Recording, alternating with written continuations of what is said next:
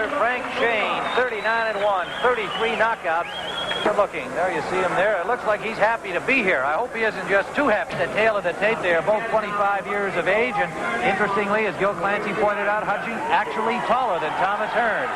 And he came in at 153 3/4, Hearns at the limit of 154. The reach advantage, of course, still remains with Tommy Hearns, and Ray Leonard and I were talking earlier that he may have the longest reach in ring history. That 78 inches would be hard to beat. And of course, he is very broad-shouldered, and he uses the reach well. It's been a gift that he has had, and he has used that gift well with a very powerful jab. Arthur Mercanti is the referee. The scoring is on the 10-point must system under WBC rules, 12 rounds. The distance, Tony Perez of New York, Eva Shane of Fort Lee, New Jersey, Dickie Cole of Dallas are the judges at ringside. Hutchings in white, champion Hearns in gold.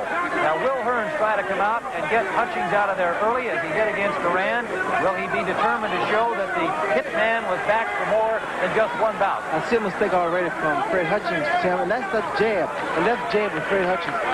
He brings it back too slowly. He's dropping that left jab, so look for the right hand. Counter right hand by Thomas Hearns.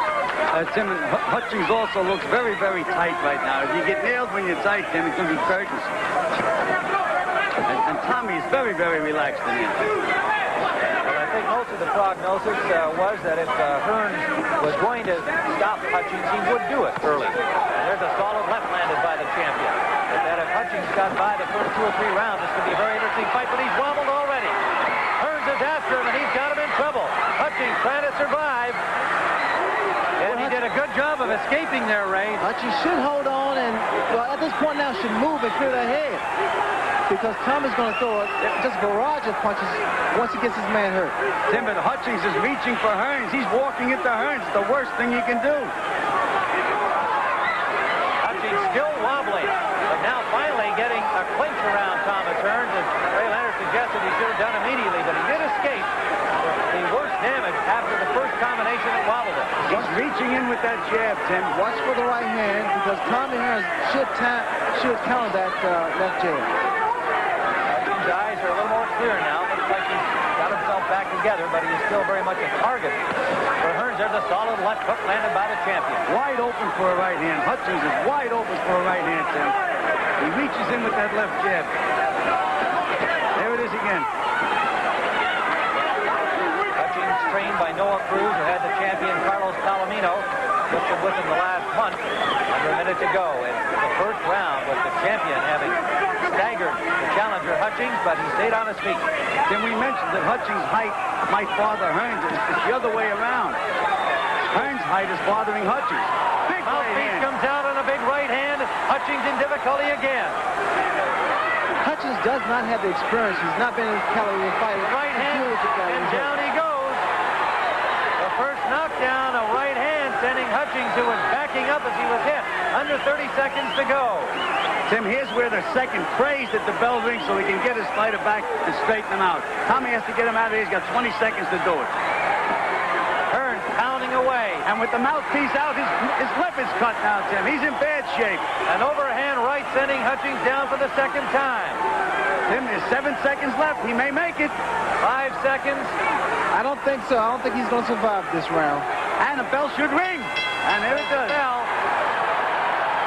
So Fred Hutchings picked up his own mouthpiece. So he at least was together enough to do that.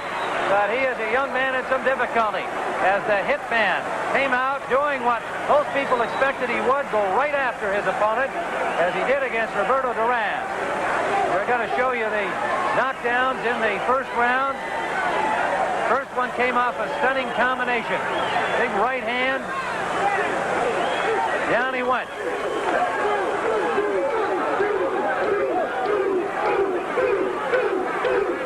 That's the second knockdown there, I believe. And so the crowd here of Hearns fans chanting 2-2-2, I believe is what they're saying. They want him to stop him in 2. If we can interpret that correctly. Arthur Mercanti takes a good look at Fred Hutchings. His hammer, Noah Cruz, and Benny Casing in there to try and rally this young man here. Has been through a difficult first round. The area, it's funny because the areas that they figured that Hearns would be susceptible to counterpunching, Hutchings has fallen prey to those same mistakes.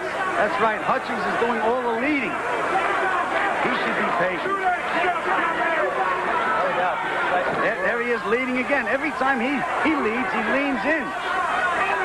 He has the world title bout, no doubt, has affected the start of performance by Hutchings today. Tim, it's an amazing thing. In the gym, all he was doing was waiting and feinting and looking to counterpunch. As soon as the fight starts, he forgot everything he worked on in the gym. Well, Hutchings also straight up, but also he's giving away a couple of inches, so in height because he's stooping down. There he reached in again. Tommy at this point is going to pick his shots. Big left hook. He's nice and relaxed, Hearns. And the left hook has been a very effective going by Thomas Hearns. Left hook wobble. Challenger Hutchings again and still looks on very unsteady legs. Round 2 scheduled for 12. It's just a matter of time, Tim, because Tommy has the experience. He knows exactly what to do when his man's hurt. He's not rushing himself, which we had questioned as far as his overconfidence was concerned.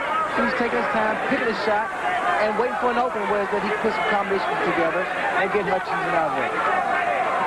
Hutchings has been unable to reach Hearns so far. That's right, Tim. If Hutchings can land a punch or two, maybe Tommy will have a little respect for him. But right now, it's all Tommy's own way. Little blood from the nose of Hutchings. White, the champion in gold. McKenty, the referee, second round, scheduled for 12, and it was nearly over in round 1 with a pair of knockdowns by the champion Hearns. Now Hutchings is leading from the nose, Tim. Getting a little closer to Hearns, though. Landed a couple of jabs. Hutchings has a good solid jab and a very tough left hook, but he's been unable to get near the champion. There's a right hand landed by Hearns. Hutchings punching back. Under a minute to go in round 2. Oh, and another big right hand. And another one by Hearns. Hutchings in difficulty again. What has done the most damage has been the left hook thrown by Thomas Hearns. Hutchings' his game, though, Tim. He's winging back. He's missing, but he's winging back. See, he keeps reaching in. He keeps leading. He's got to get himself together. Over the 30-second mark we go. Round number 2. Skills we described of Hutchings have just not been demonstrated here because he was hurt in round number 1 and is still just trying to get himself regrouped, so we haven't seen anything of what he can really do. Champion in command as we wind down round number 2, and Hutchings is going to get through this one as well. And he lands a right hand. Number 3, the champion, Thomas Hearns, having fed Hutchings the challenger in all kinds of difficulty in the first 2 rounds. 2 knockdowns in round 1. Hutchings managed to stay up to round 2, but has been unable to get close to the champion who has been in control totally. Tim, when you get nailed early like that, that's the same as a sprinter in the 100-yard dash, falling down at the starting line. It's tough to get back once you get a bad start like that. Well, thank you for the Red Energy Line. We are live from Saginaw, Michigan on CBS Sports Saturday. Tommy's left jab, Tim, has been very effective, very consistent. In fact, there's a slight swelling on the left eye of Freddie Hutchings. And he's not stable. Well, his conditioning certainly has enabled him to go this far because he was really banged around in round 1 and again in round 2. And here he is still trying to regroup, regather, get back to his fight plan. It's basically a counter-punching fight plan. Tim, he has a great trainer in Noah Cruz. He's a great conditioner. I knew the fighter would be in great condition for the fight. Oliver Springs in Stockton, California, looking in, no doubt, with some concern at this point. He's a little more settled down now, though, Tim. He's not reaching as much. He thinks he has to initiate the action all the time, and he doesn't.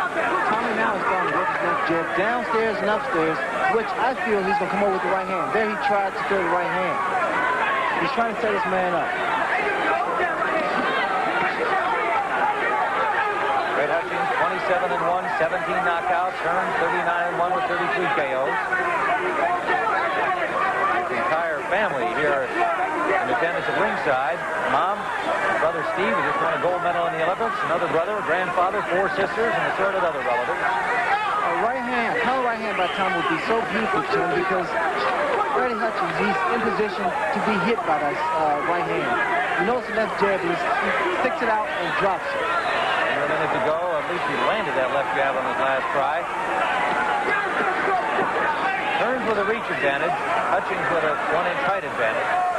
Tim, they're the same weight, but Tommy Hearns looks twice as big on. That was the right hand. That was the right hand. The counter right hand by Thomas Hearns. Because Hutchings reaches in with that left jab and steps forward with that left foot and doesn't follow back. Hearns having some fun in there now, and he hurt him with another right hand lead that time. And Hutchings again doing the right thing after being stunned. And now one of the handlers up on the corner looked like he was trying to stop the fight from the Hutchings corner. There's a right hand by Hearns and a combination. Hutchings won't go down. A handler stepping into the ring from the Hutchings corner, trying to get the referee to stop the fight. And Mercanti does. Hutchings' handler, I believe that's Benny Casing, stepped into the ring during the action, trying to get the referee to stop it. And Mercanti, the referee, has stopped the fight. And it is a third-round knockout for the champion, Thomas Hearns, as young Fred Hutchings just never got himself into the bout. He was knocked down twice in the first round and never got started, never recovered from that battering, managed to get through round 2, and then in the third round, Thomas Hearns again had him in difficulty, and finally the corner just begged him to stop it, and the referee, Arthur Mercanti, stepped in. Tim, when you look at Hutchings' face, you know that the hitman is really back. No question about that. Well, he was in against an opponent who was really much better than he appeared in this fight. I'm not just saying that because we built him that way. Watching Fred Hutchings in his earlier fights and on videotape this week and in his preparation, he was very much ready to be a competitive fighter today. But those early knockdowns with Hearns coming out as strongly as he did in round number 1 just never gave Fred Hutchings a chance.